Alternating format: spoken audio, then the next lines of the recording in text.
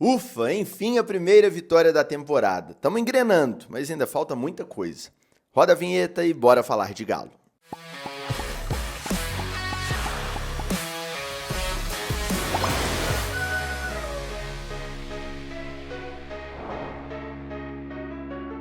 Tudo bem, pessoal? Um abraço para você que me acompanha em mais um vídeo aqui no canal do Frossar. Hoje é domingão, dia 2 de fevereiro de 2025, tá no ar mais uma edição do Cabeça Fria, nossa análise dos jogos do Galo, hoje pra gente falar de Atlético e Vila Nova e Atlético, primeira vitória do Galo, 1-0, gol do Hulk pela quinta rodada do Campeonato Mineiro. Antes da gente começar a análise, aquele pedido de sempre, deixa o like nesse conteúdo, se inscreva no canal se não for inscrito, se inscreva também no canal de cortes, o link tá na descrição, tem muito conteúdo legal por lá. Considere se tornar sócio do canal, membro do canal, só clicar no botão Seja Membro aí embaixo e caso apareça o botão Hypar, clica nele também porque ajuda a gente demais, beleza?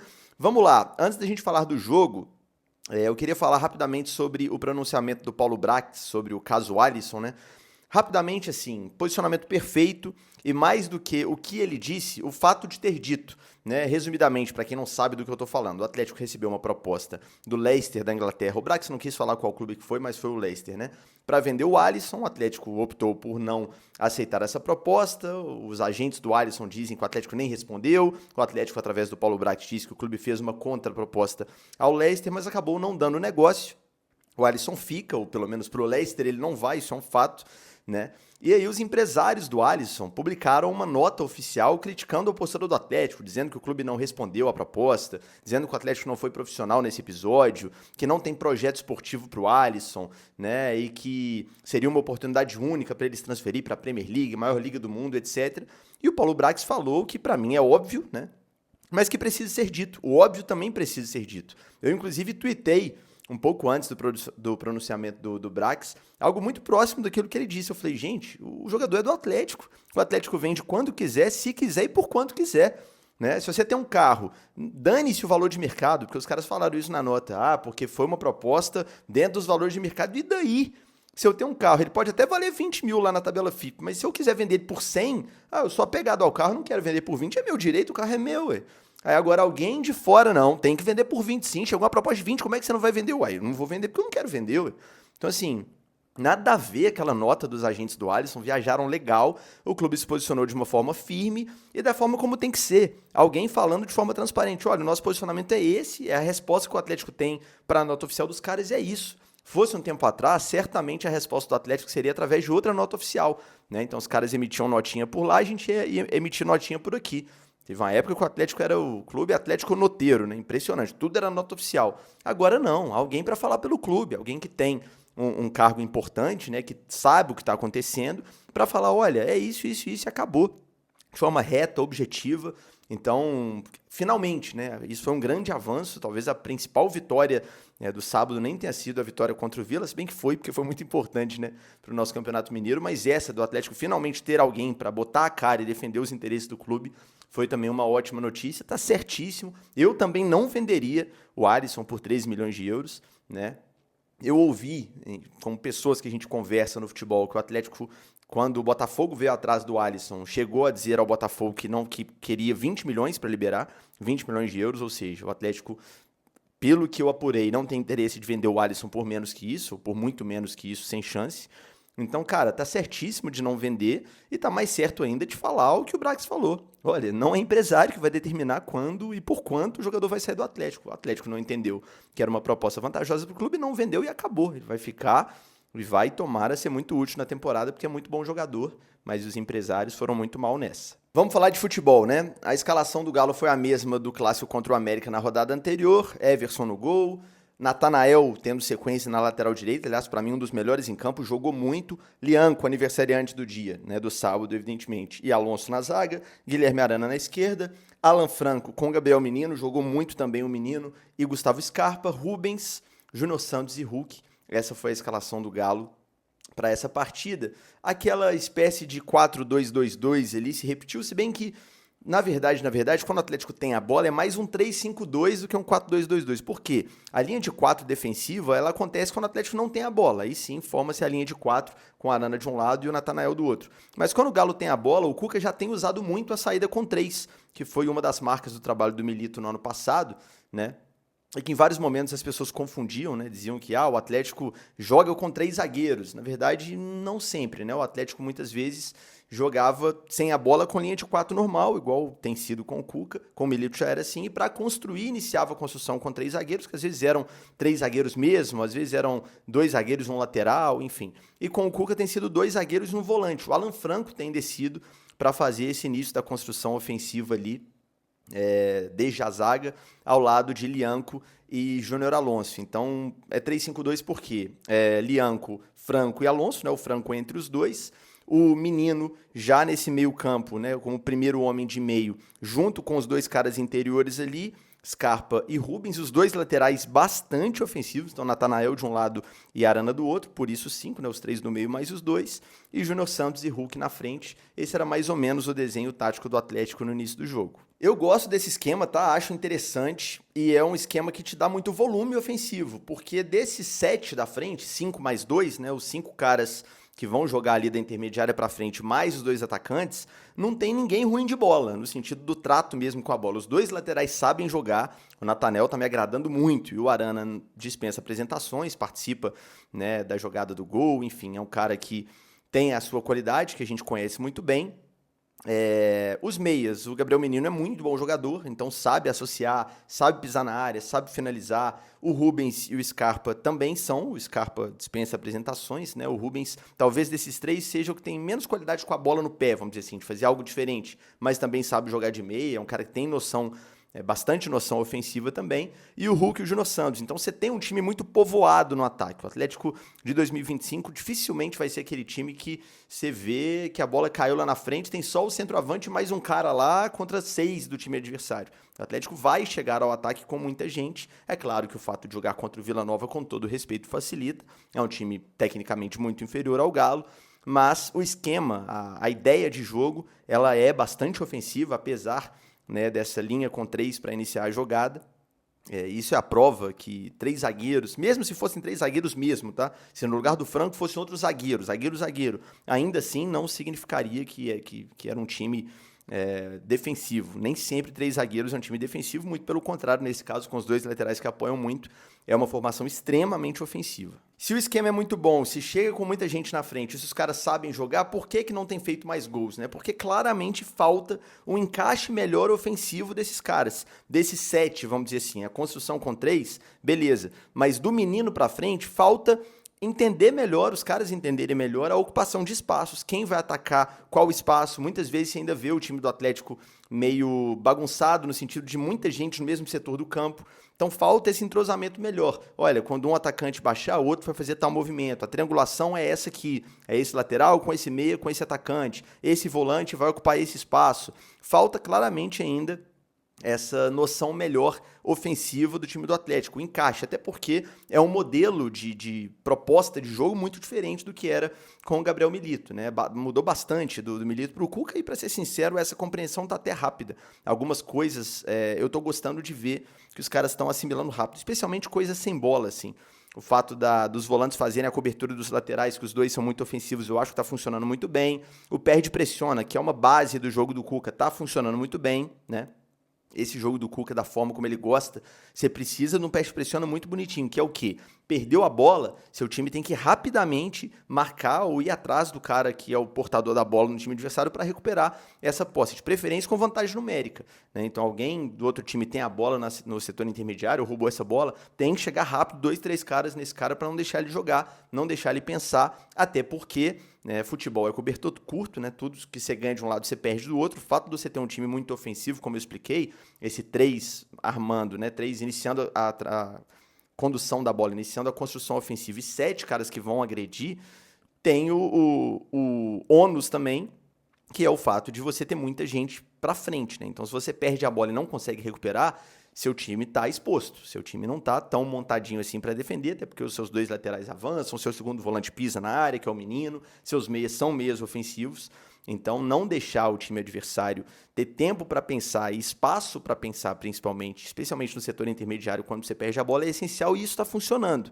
Mas com a bola, o Atlético ainda, em vários momentos, não sabe o que fazer, tumultua muita gente no mesmo espaço do campo, precisa escolher melhor, né, essas jogadas, a última bola, a penúltima bola, a conclusão das jogadas, e por isso o Atlético não tem conseguido ainda fazer mais gols, porque tem conseguido criar volume. O Atlético tem chegado ao ataque com muita gente várias vezes, mas convertido poucas dessas ações em gols. E é basicamente por isso algo que em parte se explica pela falta de entrosamento, início de temporada, é normal, em parte se explica pelas condições, né? São adversários que jogam muito fechado, então você vai ter menos espaço, são campos que não são tão bons quanto os que você vai jogar durante a temporada, por mais que o gramado do Alçapão do Bonfim tenha melhorado muito, já foi muito pior, mas ainda é aquela grama um pouquinho mais alta, grama normal de campeonato estadual, e claro, a ausência de um elenco ainda ideal, né? O Atlético começa a ter um elenco melhor, começa a ter essas alternativas que o Cuca quer, né? Mas ainda não é o elenco ideal, ainda faltam opções, especialmente ofensivas. Então tudo isso ajuda a explicar essa dificuldade que o Atlético tem para converter esse volume em gols. Mas algumas coisas bem interessantes do ponto de vista tático a gente já consegue ver nesse time, sem dúvida nenhuma. Para a gente citar alguns lances aqui que ilustram tudo isso que eu estou dizendo, né? Aos 7 minutos o Atlético teve uma trama muito interessante, com bastante gente no ataque, uma jogada que passou pelos pés do Júnior Santos, do Hulk, do Scarpa, caiu para o Natanael lá no lado direito, ele faz um cruzamento rasteiro para trás para o Menino, uma jogada muito inteligente. Repito aqui o elogio ao Natanael, jogou muita bola, gostei muito dele, lateral de corredor mesmo, é um lateral que claramente tem menos bagagem no que diz respeito a jogar por dentro. Você vê o Arana, até no lance do gol, é um cara que desde o São Paulo lá em 2020 tem muito essa característica de jogar de fora para dentro. Não é aquele lateral típico de corredor, de linha de fundo toda hora. Claro que faz também, mas é um cara que tem mais esse jogo interno forte. O Natanael é um cara mais de corredor. Não que ele não vá construir nunca por dentro, mas é um cara que, até pelo fôlego, pela característica física, claramente é um cara que corre muito, ele vai te dar a opção de linha de fundo toda hora. Então você precisa primeiro ter uma cobertura muito bem feita, que é o caso do Menino, que eu acho que fez muito bem, claro, deixando claro sempre que o nível do adversário não é o melhor para a gente medir essas coisas, né? O Vila Nova, com todo respeito, é um time muito inferior ao Atlético, mas a cobertura ali me parece bem encaixada, bem treinada, e ofensivamente ele te dá essa alternativa de estar na linha de fundo e de visualizar um cruzamento no segundo pau, uma bola no primeiro pau, uma bola para trás rasteira, como foi nesse caso do Gabriel Menino. O Jorginho, no Além do Bid, do Natanael, que está publicado aqui no canal, fala sobre isso, que treinou muito isso com ele lá no Coritiba. Jorginho, lateral tetracampeão do mundo, né, com a seleção brasileira, foi treinador do Natanael no Coxa, e falou isso: olha, a gente treinou muito no Coxa, essa tomada de decisão dele na linha de fundo, quando que é hora de dar uma cavada, tirar o peso da bola, quando que ele vai buscar o segundo pau, quando que ele vai tocar para trás. E ele foi muito bem nessa jogada, tocando para trás, o Menino isolou, o tipo de jogada que o cara pega em cheio de primeira, ou vai ser um golaço, ou a bola vai lá na arquibancada, nesse caso foi a segunda opção, mas o Menino te dá essa alternativa, pisa na área, aparece, né, como esse elemento surpresa, que é algo que o Cuca gosta muito, né? Se a gente lembrar do time do Galo de 2021, o Jair fazia muito isso. O Jair era o 8 daquele time e ele te dava também essa alternativa ofensiva. O Galo de 2013, aí sim, era um time com 2 volantes mais postados, Pierre e Donizete, mas em 21 já era esse segundo homem de meio um pouco mais ofensivo. E é interessante ver essa característica aparecendo também nesse Galo de 2025. O que eu falei do outro lado, né, do cobertor curto. O Atlético com muita gente atacando, em algum momento que perdia uma bola, o Vila Nova conseguia encontrar algumas chances. Não foram muitas, tá? Mas aconteceram e, claro, quando você vai enfrentar times melhores, isso tende a ser mais frequente e principalmente mais perigoso. Pode até não ser mais frequente, pode até acontecer poucas vezes no jogo, mas os caras vão ter mais qualidade para converter em gol. Então, aos 9 minutos, teve uma jogada do Vila que o Vinícius Tanque tentou ali uma finalização no contra-ataque, não deu certo, não saiu o gol dos caras, mas foi uma jogada para a gente ficar de olho nesse sentido da transição, até porque eu lembro que o Atlético não tem uma zaga veloz, extremamente veloz, para correr para trás. Então, realmente, o perde pressiona tem que funcionar muito bem, porque sendo esse time muito ofensivo, e nem sempre vai ser assim, tá? Contra adversários melhores, o Cuca talvez oriente um dos laterais para ficar um pouco mais, monte um time um pouco diferente, enfim, o segundo volante pode não aparecer tanto no ataque, ele vai equilibrar de alguma forma. Mas considerando esse modelo que a gente viu contra o Vila, tem que ficar de olho, porque o contra-ataque pode sim ser perigoso a favor dos nossos adversários. O Galo não fazia uma grande exibição, é verdade, tinha dificuldades ofensivas, né, no sentido de escolher a melhor jogada, tudo isso que eu já falei, mas era dono do jogo, criava muito mais do que o Vila, né, já fazia por merecer o gol. E teve uma jogada aos 17, que é uma jogada legal para eu trazer uma opinião minha aqui em relação ao Hulk. O Hulk sai da área, dá um passe por elevação, o Scarpa finaliza numa bola meio que de bate-pronto assim, a bola sobe. Cara, cada vez mais eu vejo que para 2025, pensando nesse time do Cuca, pensando na característica do elenco, eu acho que faz mais sentido o Hulk jogar de frente e não de costas como um 9, né? Porque realmente ele funciona mais, ele rende mais. Então assim, ele precisa ter pessoas perto dele. Ele não pode ser esse centroavante isolado que vai fazer o pivô jogar de costas o tempo inteiro. E aí, Frossard, então você está querendo dizer que ele precisa ter um atacante do lado dele como dupla, igual foi o Júnior Santos no início do jogo? Não, não necessariamente. Você pode ter, até com um esquema de 2 caras abertos e um centroavante, esses caras abertos se aproximando. Até porque o Cuca não é um treinador de jogo tão posicional assim para manter o ponta colado na linha lateral. Então, ponta vai entrar, vai ter tabela, vai pisar na área. Quando a jogada estiver de um lado, ponta do lado oposto vai atacar como um segundo atacante. Isso é essencial para o Hulk, porque ele é muito inteligente para jogar. Então, quando você tem alguém para preencher esse espaço dentro da área e o Hulk tem essa capacidade, essa possibilidade de sair um pouquinho da área e pensar o jogo de frente, ele vai achar um passe de 10, que foi o caso desse lance dele para o Scarpa, ele vai achar uma tabela, ele vai achar um 1-2, como foi no lance do gol no início do segundo tempo. Então, o Hulk precisa estar de frente para o gol. Se ele tiver de costas o jogo inteiro, alguma coisa está errada do ponto de vista da estratégia do time, na minha opinião. Isso tudo que é minha opinião, obviamente, esse quadro como um todo. Mas eu acho que o Cuca tem que pensar isso, assim, cara, como que eu vou fazer esse ataque funcionar de modo que o Hulk não seja o meu centroavante o tempo inteiro. Ele pode até ser o cara mais avançado do time, tá? O 9 do time, como eu disse, com 2 extremos e tal. Mas ele tem que ter aproximação. Então o Scarpa tem que aproximar nele, como funcionou no lance do gol. O Scarpa tem muita qualidade para invadir a área e de repente fazer um gol até de atacante, como foi esse lance aos 17, que por pouco não rolou, a bola subiu. Né? Os outros meias podem aproximar, nesse caso o Rubens, depois segundo tempo o Bernard, enfim.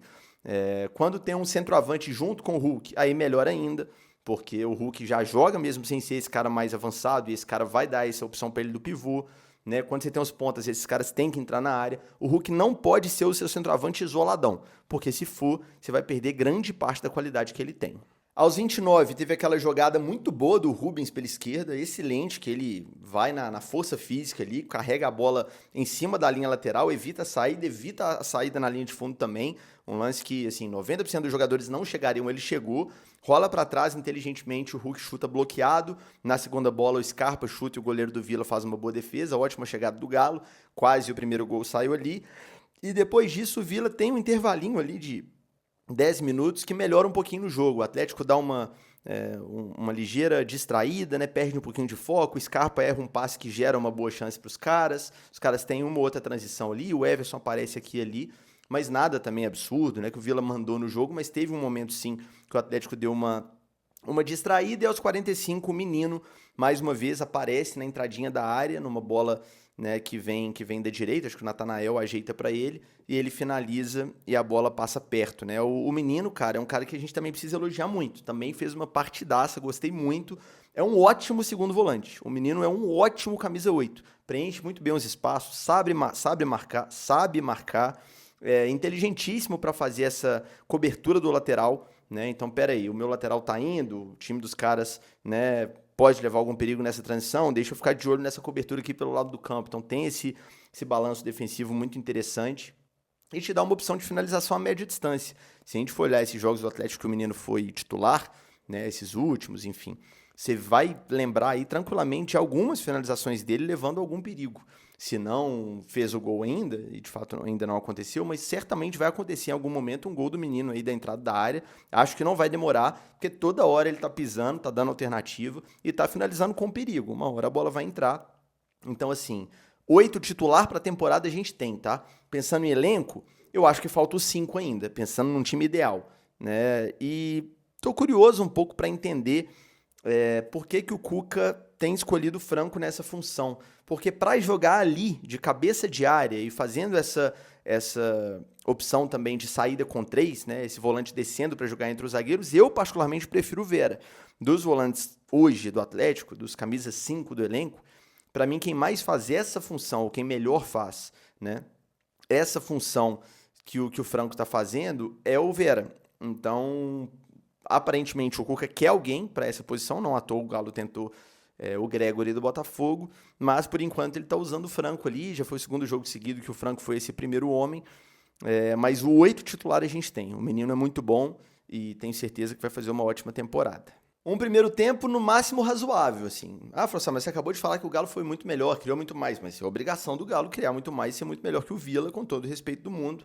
O Atlético teve volume, mas não conseguiu converter em gol no primeiro tempo, né? Estamos fechando aqui uma análise de primeiro tempo, e permitiu uma ou outra chance para o Vila. Então, muita coisa para melhorar. O primeiro tempo passou longe do ideal, e aproveitando a paralisação aqui na análise, nessa pausinha, o intervalo. Tem intervalo no jogo, tem intervalo aqui também, para a gente passar os recados dos nossos patrocinadores, dos nossos parceiraços aqui. Ontem, pessoal, sábado, teve chance extra da KTO, que é algo que vale muito a pena ficar de olho, tá? A chance extra é o seguinte, a KTO te garante uma segunda chance. Você fez uma aposta, perdeu, o valor volta como bônus para uma nova tentativa, né? A KTO escolhe a cada dia um mercado, ou um esporte, ou uma liga para a chance extra. Ontem, por exemplo, sábado, rolou em qualquer jogo de futebol de meio-dia às 6. Então, eu vou apostar na vitória do Galo.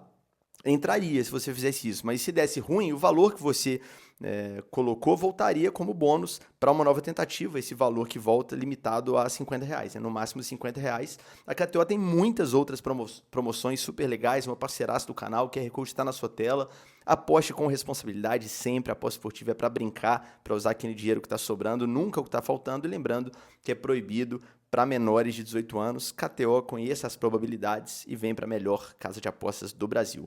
Recado também da Confiax, que é outra parceiraça do canal e que ainda entramos em fevereiro, mas ainda dá tempo de você participar da campanha de malas prontas. Você fechando qualquer produto desse aqui que estão aparecendo no banner com a Confiax até o dia 20 de fevereiro, ou seja, seguro viagem, seguro de vida, seguro para o seu carro ou para a sua moto, seguro para o seu equipamento eletrônico, consórcio, tem muitas alternativas aí de produtos da Confiax. Você vai concorrer a um kit muito legal com mala de bordo e mochila da Bagagem e um headphone da JBL para você tirar aquela ondinha aí na sua próxima viagem, mas principalmente vale a pena ir para a Confiax porque é o melhor preço do mercado, o melhor atendimento e é seguro de verdade, seguro para você ficar tranquilo com o seu patrimônio. Combinado?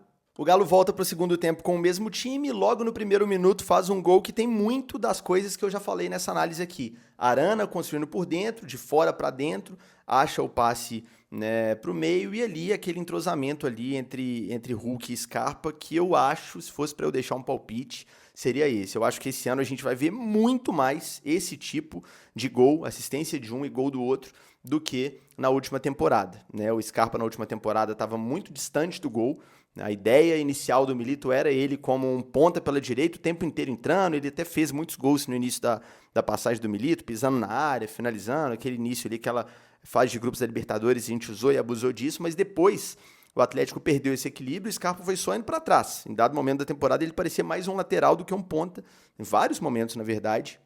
E com o Cuca, o Scarpa, imagino eu, vai estar mais perto do gol e mais por dentro. Isso aí já está na cara, o que eu acho ótima notícia. Frossá, mas o Scarpa não é um 10 a carreira inteira. No melhor momento dele no Palmeiras, ele era um ponta pela direita, um ala. É verdade, mas o Scarpa é muito bom jogador, gente. E bom jogador se adequa ao esquema. Você tem um cara talentoso como o Scarpa, jogando numa posição próxima do gol e perto de jogadores talentosos, com o Hulk do lado, por exemplo, ele vai fazer gol e vai dar assistência. Isso é inevitável. Não tem como um cara que tem a qualidade que o Scarpa tem desaprender, né, e não produzir nada porque ele está numa zona que ele não está tão acostumado assim. Vai jogar muito bem ali, vocês podem ter certeza. E essa jogada foi um baita exemplo, deu o passe ali certinho para o Hulk inteligentíssimo também. Falar do Hulk é chover no molhado. Aliás, como tem chovido em BH nesses últimos dias, e aí o Atlético saiu na frente, então, jogada muito boa, que dá uma esperança muito legal para esse tipo esse encaixe, né? Esse entrosamento específico entre Hulk e Gustavo Scarpa para o ano de 2025. Depois do gol, o Galo dá uma boa melhorada, o Atlético foi melhor no segundo tempo do que no primeiro, sem dúvida nenhuma, até porque tira um pouco do peso também, né? O Atlético foi para esse jogo com uma carga muito grande de responsabilidade, né? O Atlético precisava ganhar de todo jeito para encostar ali nos primeiros do grupo A. A rodada foi muito boa, né? O Betim perdeu, o Tombense perdeu, mas na hora do jogo ali você precisa ganhar, porque senão, aí realmente, faltando só 3 rodadas para acabar, porque agora só faltam 3, se o Atlético não tivesse ainda nenhuma vitória, seria uma situação muito delicada para avançar para a semifinal. Ganhando esse jogo lá em Nova Lima, você fica um pouco mais tranquilo. Então depois que você faz o gol, seu time fica um pouco mais leve, né? Aos 17 ali, quase que o Júnior Santos faz o primeiro gol dele, é outro jogador que ainda está encaixando no time, né? Começou mais como dupla, em dado momento foi para a direita, virou realmente um cara mais aberto pelo lado do campo, a exemplo do que já tinha acontecido contra o América, mas teve uma chance ali aos 17, uma bola que sobrou para ele dentro da área, que ele ajeitou o corpo e aí a defesa do Vila consegue bloquear, acho que foi já o goleiro, inclusive, consegue bloquear. Depois ele tem mais uma jogada que ele é bloqueado, tem uma jogada interessante que o menino, mais uma vez, partidaça, abre uma bola para ele pela direita, que ele avança, e aí poderia chutar, mas resolve tocar para o Scarpa tenta devolver para ele está impedido. É um cara que ainda está achando o seu lugar no time do Galo, mas vai ser muito útil, sustento o que eu disse, não é o melhor jogo para avaliar isso, né, essa transição ofensiva rápida, que é o que o Júnior Santos mais te entrega, porque é um adversário muito recuado, é um campo com uma grama que não é a ideal, né, várias características que tiram um pouco dessa transição rápida desse time vertical, desse time objetivo rápido, que a gente vai ver com o Cuca, que o Júnior Santos vai ser peça fundamental, sem dúvida nenhuma. Eu estou muito curioso para ver o Atlético jogando contra times que vão propor mais, ou seja, que vão dar campo para o Galo jogar, e principalmente no tapetinho da Arena MRV, né, que está lá nas obras, estão rolando, uma pena que já não está pronto, né? Dava para ter feito um planejamento melhor para esse estádio, né, o estádio do Galo tá pronto antes, mais cedo para a temporada, para os caras usarem já o Mineiro para adaptar com o novo gramado, pensando já em Campeonato Brasileiro, Copa do Brasil e a sequência da temporada. Infelizmente não rolou, mas jogadores como o Júnior Santos, num cenário que eles têm mais campo para jogar e um gramado mais rápido, como é o sintético, eles tendem a aparecer mais. Mas assim, não vou falar que foi mal, tá procurando o seu encaixe e vai encaixar e vai render mais durante a temporada, não tem dúvida. O Cuca começa a mexer, né? Entraram o Coelho e o Bernard juntos. Foi interessante porque na minha cabeça os dois são concorrentes por posição. E são mesmo, só que na cabeça do Cuca, e ele explica isso na coletiva, o Coelho pode jogar dos dois lados. Então o Coelho entra fazendo a função do Júnior Santos, aliás, no lugar do Júnior Santos mesmo. O Bernard entra no lugar do Gabriel Menino, mas fazendo a função do Rubens. Quando o Bernard entra, o Bernard vai lá para a esquerda e o Cuca fala no coletivo que ele, Bernard, realmente é ali que ele enxerga, aberto pela esquerda, né? Então, claro, ele pode fazer esse meia, né, quando o Galo está jogando com dois meias mais interiores e não dois caras tão abertos, o Bernard pode jogar ali como esse meia pela esquerda, mas se for para ser aberto, o Bernard é mais só ponta esquerda do que o Coelho, na cabeça do Cuca. Como eu disse, o Coelho faz as duas, apesar de priorizar também o lado esquerdo. Então, mudou um pouquinho, porque o Bernard foi lá ocupar o espaço do Rubens, e o Rubens, que ainda estava em campo, recuou um pouquinho e virou volante por alguns minutos. Depois o Rubens sai e entra o Otávio, e aí volta o time a ter dois volantes mesmo, né? O Franco e o Otávio. Mas o Rubens virou aí esse segundo homem no lugar do menino, que foi quem saiu para a entrada do Bernard, e teve essa mudança ali de característica no time. Outra mudança foi a saída do Scarpa para a entrada do Daverson, e aí acontece o que já havia acontecido também antes na temporada. O Hulk vira efetivamente esse cara mais baixo no time, né? Mais como 10 ali, e o Daverson fica de referência na frente. Gosto muito do Hulk vendo o jogo de frente, já falei sobre isso. Então também é uma alternativa interessante, também seria uma posição que o Atlético, se pudesse reforçar, seria ótimo, né? Buscar mais uma opção de centroavante, porque pode funcionar inclusive para time titular, né? Sei lá, o Hulk com o Scarpa um pouco mais baixos ali, com o centroavante, não sei, só uma ideia.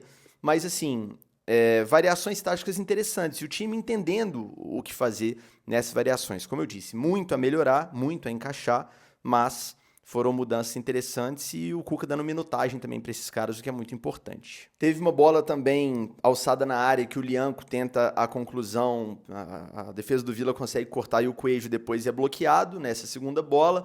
Depois o Hulk sai para a entrada do Igor Gomes, o Hulk nesse momento já era mais um meia que um atacante, então o Igor Gomes entra na dele normal pelo lado. E aquilo que eu disse sobre o Atlético ter muito volume, mas não conseguir converter em gol, vira um problema pensando na parte prática. Futebol é bola na casinha. Contra o América a gente viu, o Atlético teve muito mais volume, muito mais chance, criou chance para ganhar por 3-4, mas fez um gol só. O gol que foi o gol do empate, já no segundo tempo, lá no desespero para tentar virar o jogo, né? Por mais que tenha criado muito antes disso. Contra o Vila criou demais, teve muito volume, mas só tinha um gol. Então qual que é o risco? O risco é você tomar o gol numa bola bandida e perder os 3 pontos num jogo que você foi muito superior ao adversário. Isso quase acontece. Aos 40 ali, Acho que foi o Tanque de novo, Vinícius Tanque, atacante, ex-Botafogo, rodado pra caramba, jogou na Espanha, enfim. Acho que foi o Tanque que estou uma bola da entrada da área ali, bem no canto, uma bola firme, bem finalizado ali por ele. E o Everson faz uma defesaça. Quando você tem um bom goleiro, é isso aí. Às vezes o cara vai ver o jogo de camarote os 90 minutos, mas em uma bola que chegar, ele vai ter que fazer a defesa. Nem foi o caso, ele fez mais umas 2 ou 3 boas defesas no jogo ali. Mas essa foi a melhor dela, sem dúvida, uma bola muito no cantinho. Se o Atlético toma o gol ali, amigão, aí era desespero. Era mais um jogo, jogou bem, criou, mas não ganhou. 5 empates seguidos no Mineiro, 7 na temporada seria, né? Praticamente impossível ir para a semifinal, ia virar aquele caos. Mas não, o Everson fez a parte dele, o Galo sustentou esse 1-0 ali no placar. Depois desse lance, nada de grande destaque, o jogo terminou realmente 1-0 para o Galo. Vitória muito importante, principalmente considerando que a rodada foi muito boa, né? Betinho e Tombense perderam, o Galo conseguiu encostar ali nos dois, empatar em pontos com um e ficar um ponto do outro. Agora tem o Atlético no Mineirão na terça-feira, jogo muito importante, o Atlético é o melhor time do campeonato até aqui, e quem tá falando isso é a tabela. Em 5 jogos, o Atlético ganhou 4, né, e perdeu apenas 1. Ganhou, inclusive, do nosso rival, o jogo lá em Brasília. Então, vai ser um jogo interessante, um jogo contra um time mais próximo do nível que o Galo vai enfrentar ao longo da temporada do que esses últimos adversários, excetuando, claro, o América, né, que também é um time de Série B. Então, o Atlético precisa buscar essa primeira colocação do grupo, sem dúvida nenhuma. Temos que ir para a semifinal como o primeiro do grupo A, e aí não tem confronto direto, então não tem como a gente tirar ponto do Tombense e do Betim. Então tem que secar esses dois, né? Faz parte. Fazer o quê? Começamos o Mineiro mal, vamos secar o Tombense, secar o Betim para passar como primeiro do grupo, mas passa principalmente por o Galo fazer a parte dele, ganhar do Atlético, depois tem o Clássico e depois fecha contra o Itabirito para a gente pensar já e planejar a próxima fase do campeonato. Beleza? Muito obrigado a você que me acompanhou em mais um vídeo, mais uma análise entregue aqui no canal. Peço a desculpa mais uma vez pelo horário que saiu cabeça fria. A gente não vai ter esse padrão de sair tão tarde assim o vídeo de análise dos jogos ao longo da temporada, porque realmente nessas últimas semanas, todo o tempo que eu tenho, eu tô indo lá pro estúdio, resolver as coisas do estúdio novo. Muito em breve a gente vai para lá. Certamente ainda em fevereiro, se não nessa semana, na próxima. E aí a gente vai iniciar também uma produção de vários outros quadros aqui no canal. Já que estou falando de outros quadros, mais um recadinho. Nessa semana, não vou prometer o dia, mas nessa semana sai o próximo episódio do Além do Bid, tá? O do Coelho está praticamente pronto, do Paulo Brax praticamente pronto, do Júnior Santos também está muito avançado. E não esquecemos de forma alguma do Menino e do Patrick. A ordem, né, dessas publicações, ela vai de acordo com as nossas produções. Então, às vezes, o cara que chegou depois, o Coelho, por exemplo, a gente conseguiu rápido entrevistar todo mundo e já deixar o episódio pronto, por isso está saindo antes. Mas todos os reforços do Galo estarão no Além do Bid, quadro novo aqui do canal, que já estreou no episódio sobre o Natanael. Se você não assistiu, vai lá ver. Tamo junto, um grande abraço, deixa o like caso tenha gostado dessa análise, saudações atleticanas, e amanhã tem live, nos vemos, até a próxima.